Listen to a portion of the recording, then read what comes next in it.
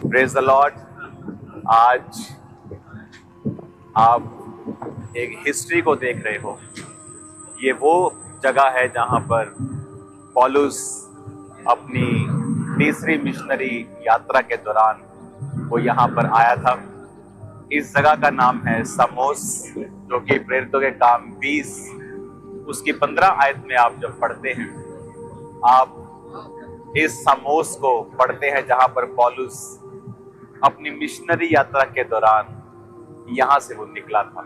जिस मेन जगह के ऊपर मैं जा रहा हूं आज, वो यहीं से होकर निकलती है। उसका नाम है पतमुस नामक टापू। वही टापू जहां प्रभु यीशु मसीह ने प्रकाशित वाक्य को अपने चेले यूहन्ना को दिया। दुनिया की one of the most blessed place, आज मैं वहां पे जा रहा हूं। तो आज जो आप ये समोस नाम का टापू देख रहे हैं, इस टापू से जब पौलुस अपनी तीसरी मिशनरी यात्रा पे था, यहां से कुछ दूर के ऊपर वो त्रोआस में था। और उसके बारे में मैं आपको वर्ड अभी दूंगा अंदर जाके, और आप इस जगह को देखिए कि आप हिस्ट्री को देख रहे हो। आप पौलुस जहां जहां से गुजरा, आप उस जगह को देख रहे हो। जहां जहां उसने प्रीच किया, जिन जिन आइलैंड्स के ऊपर, आप उस जगह के ऊपर देख रहे हो। तो आज मैं आपको बताने वाला हूं कि ये कौन सी जगह है और इसका महत्व इस हिस्ट्री में क्या है, बाइबल की हिस्ट्री में क्या है। तो आज जितने लोग आप परमेश्वर की हजूरी में हो, खुदा की स्पिरिट आपको इतना आज छुएगी। और अगर आप बीमार हैं तो आज आपका दिन है यीशु मसीह के नाम में हीलिंग को लेने का। और मैं आपकी लाइफ के ऊपर प्रोफेसी करता हूं, आज आप वचन को सुनते सुनते हील होंगे, वचन को सुनते सुनते पवित्र आत्मा से भरेंगे, वचन को सुनते सुनते अपनी व्हील चेयरों से आप खड़े हो जाएंगे और खुदा का रूह आपको छुएगा और आपके बंद रास्तों को खोलेगा। तैयार रहे परमेश्वर के वर्ड को सुनने के लिए। राइट नाउ मैं इस दुनिया के सबसे पवित्र स्थानों में से एक स्थान, वो गुफा जहाँ पर प्रभु यीशु मसीह ने अपने दास यूहन्ना को दर्शन दिए थे, मैं उसी गुफा में अभी मौजूद हूँ।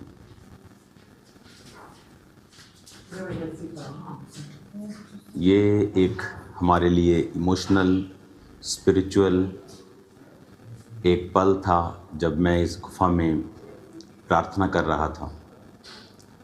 यहाँ पर आप वीडियो में साथ साथ देखेंगे वो जगह जहाँ पर यूहन्ना ने अपना सिर रख के वो रेस्ट करता था, और जहाँ वो हाथ रख के प्रार्थना के लिए घुटनों के भार बैठता उठता और उस हाथ से वो सहारा लेता था। और वो जगह जहाँ पर उसने उस प्रकाशित वाक्य को लिखा। इस समय मैं ग्रीस में हूँ, और जिस समय यूहन्ना परमेश्वर का संत प्रेरित यूहन्ना जब यहाँ पर आए सन 95 में, आज से 1900 साल पहले, तो वो जब यहाँ आए तो वो इफिसुस की कलीसिया के वो पास्टर थे। वो कलीसिया आज भी है, वो कलीसिया तुर्की में है। मैं इस समय तुर्की के बॉर्डर पर हूँ। ये जगह तुर्की से कुछ ही किलोमीटर की दूरी पे है, और मैं ग्रीस के अंदर हूँ। और ग्रीस और तुर्की का एक तरह का बॉर्डर है। और वो 7 कलीसियाएं जो प्रकाशित वाक्य में जिनको परमेश्वर ने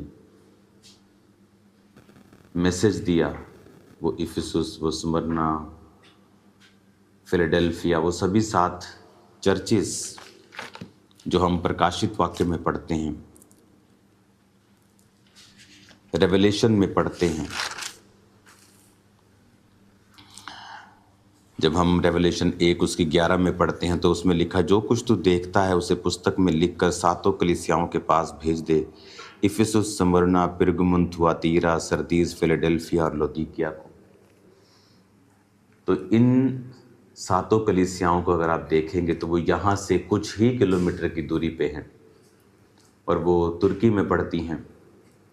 और इस मैसेज को देने से पहले परमेश्वर ने मुझसे कहा था कि कलीसिया को बोल कि वो सब बीमारों को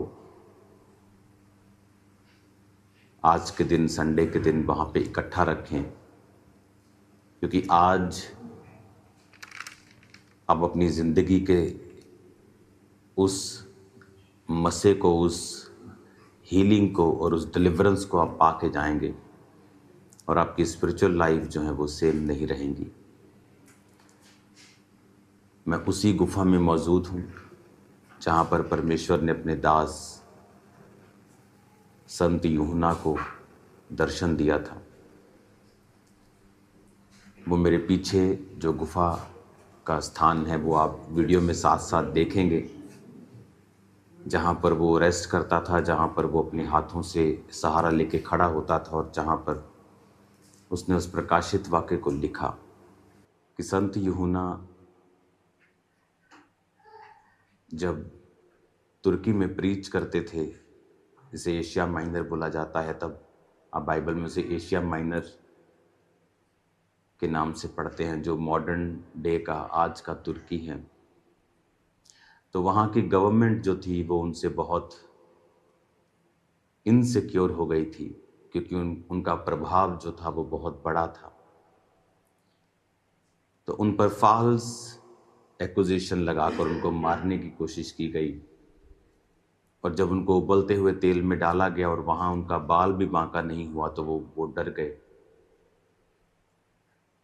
और इस पतमुस नामक टापू पर उन्हें बाकी कैदियों के साथ, क्योंकि यहाँ पर छोड़ दिया जाता था, ये बहुत दूर है।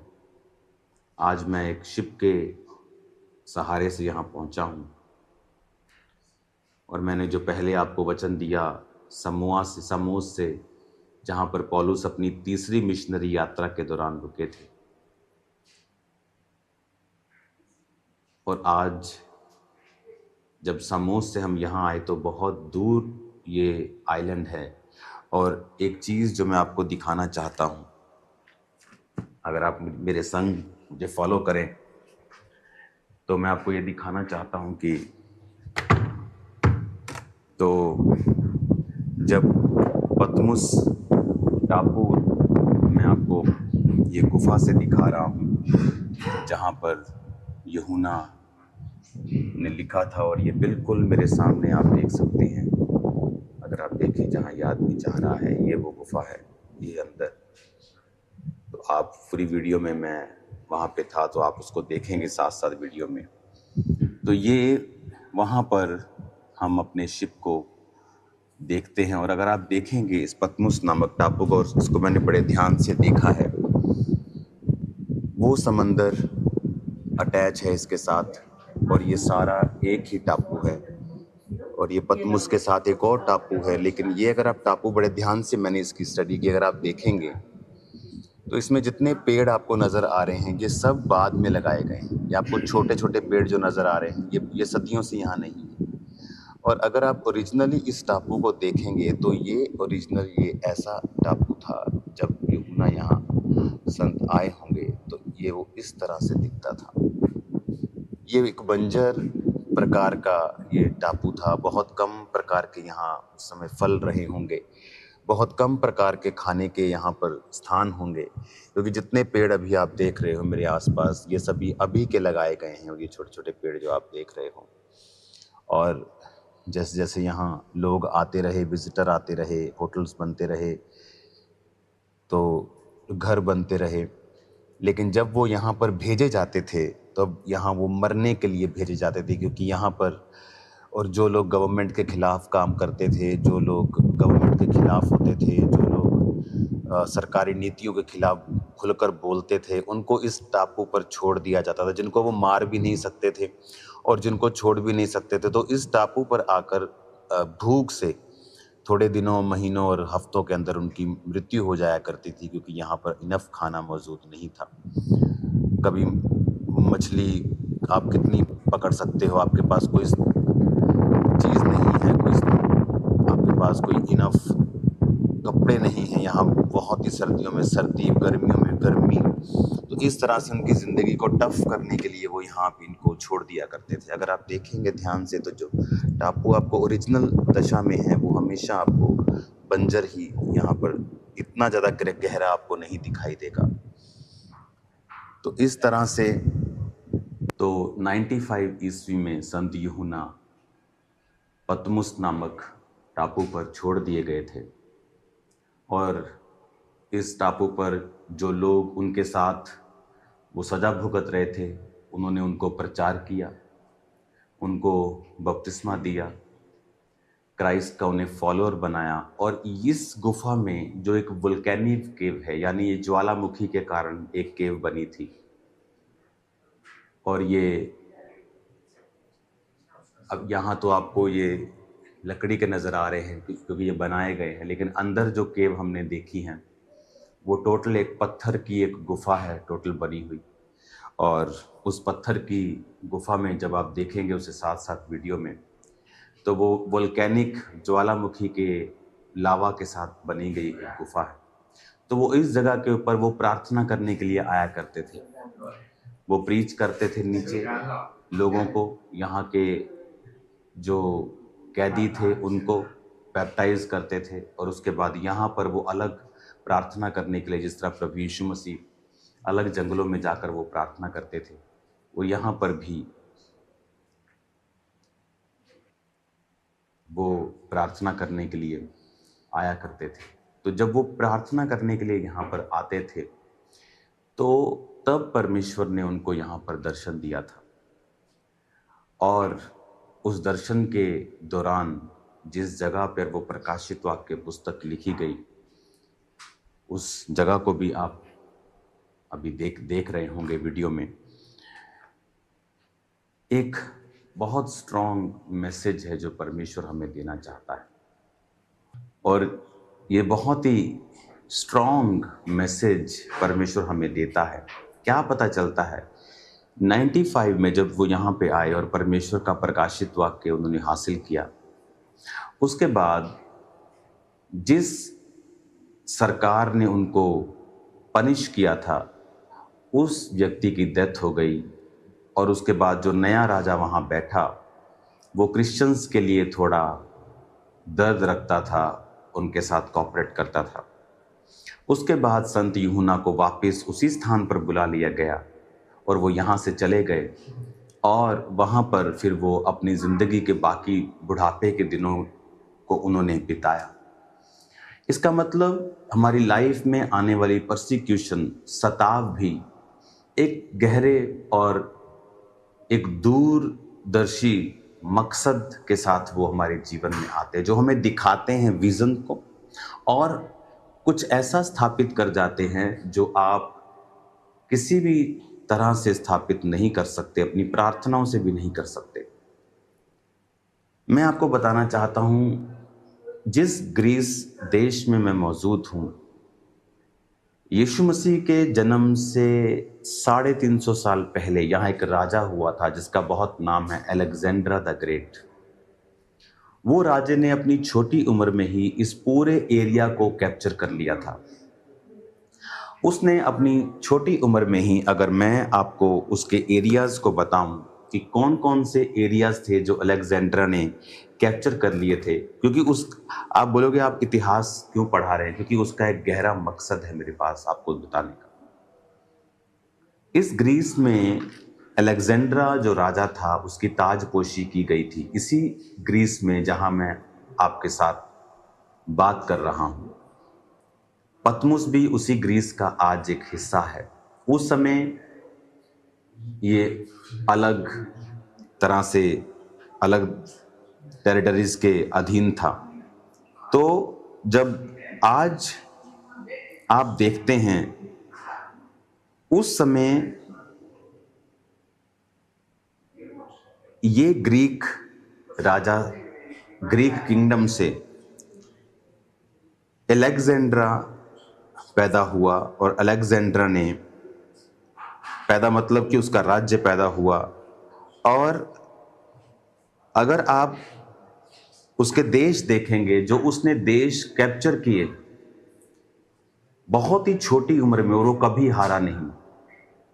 वो बीमार होके मरा था, कोई बोलते उसको पॉइजन दिया या कुछ भी दिया, लेकिन वो हारा नहीं।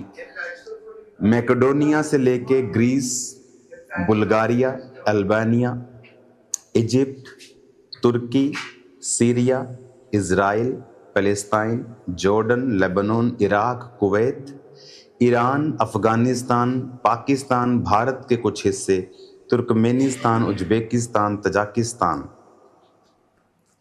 वेस्ट टू ईस्ट अगर आप देखेंगे तो वो 4800 किलोमीटर लंबा, और दुनिया का 7वां अगर आज हम देखेंगे तो वो सबसे बड़ा राज्य था बाय लैंड। लेकिन उस समय इन देशों को वो जीत कर, और उसने ग्रीस की ग्रीक भाषा जो आज यहाँ बोली जाती है, उस भाषा को उसने इंटरनेशनली स्थापित कर दिया था कि यही भाषा यहाँ पर सब व्यक्तियों के द्वारा बोली जाएगी। कई बार हमें ऐसा लगता है कि परमेश्वर के पास सब चीज़ों का कंट्रोल नहीं है, क्योंकि फलाने देश में तो एक नॉन क्रिश्चियन सरकार है, और जो कामयाब हो रही है, जो मन चाहती है वो करती है, शायद परमेश्वर का वहाँ पे कोई भी कंट्रोल नहीं है। पर आप देखो, जब अलेक्जेंड्रा सब राज्यों, देशों के ऊपर कब्जा कर रहा था और अपने राज्य को फैला रहा था, और ग्रीक भाषा को उसने स्ट्रांगली लागू कर दिया, और देखो उसको नहीं पता था, क्योंकि वो तैयारी हो रही थी मसीह के आने की, कि जब मसीह आएगा तो अगर मसीह की भाषा, अगर वो जिस देश में था, अगर थोड़े से ही भाषा उस देश में थोड़े से लोगों को ही मालूम होती, तो सुसमाचार को फैलाना बहुत ही मुश्किल था। आज की इंटरनेट की वो दुनिया नहीं थी, प्रिंटिंग प्रेस की दुनिया नहीं थी, लोग लिख कर भेजते थे। तो उस समय परमेश्वर ने पहले ये अलाउ किया कि वो राजा ग्रीक भाषा को पूरे राज्य में, और उसके राज्य को बड़ा किया, और उसके 300 साल बाद जीसस क्राइस्ट का जन्म हुआ, और यूनानी भाषा में नया नियम लिखा गया, क्योंकि यूनानी भाषा अब इन सब देशों में बोली जाती थी, और उसका बड़ा प्रभाव था, और वो एक इंटरनेशनल तब लैंग्वेज थी। तो इसीलिए परमेश्वर का जो सुसमाचार है, जो क्राइस्ट की गॉस्पेल है, वो इसीलिए वहाँ पर फैल सका, और बहुत तेजी के साथ वो फैला। हालेलुया, तारीफ करो जितनी हाथों में ताकत है, जितनी हाथों में ताकत है। हालेलुया। कई बार आपको लगता है कि ये लोग ऐसा कर रहे हैं, ये अन्य जाति लोग ऐसा कर रहे हैं, लेकिन मैं आपको बता रहा हूँ, ये क्राइस्ट के उसके प्लान से, उसकी योजना से बाहर नहीं है।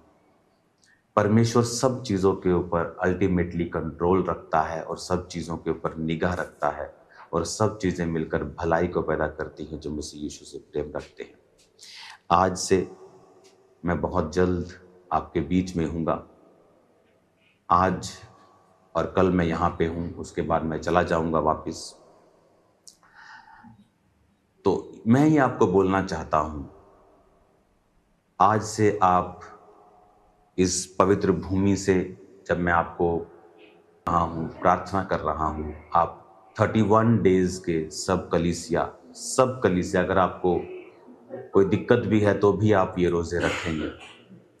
आप 31 डेज के लिए रोज़े रख के आप परमेश्वर की बेदारी को, परमेश्वर की सुरक्षा को, डिवाइन प्रोटेक्शन को, और उसकी ग्लोरी को, कि खामबरा चर्च से, परमेश्वर के दास के जीवन से परमेश्वर की ग्लोरी फैले, और खुदावन की बेदारी हो, और सुरक्षा परमेश्वर की हो। आप ये मेरे लिए प्रार्थना करेंगे अगले 31 दिन, और चर्च की बेदारी के लिए, लोगों की बेदारी के लिए, भारत की बेदारी के लिए आप प्रार्थना करें। बाकी देश जो हमारे साथ हैं, हमारे पड़ोसी हैं, उनकी बेदारी के लिए आप प्रार्थना करें। आप इस समय जो देख रहे हैं ये नॉर्मल नहीं है।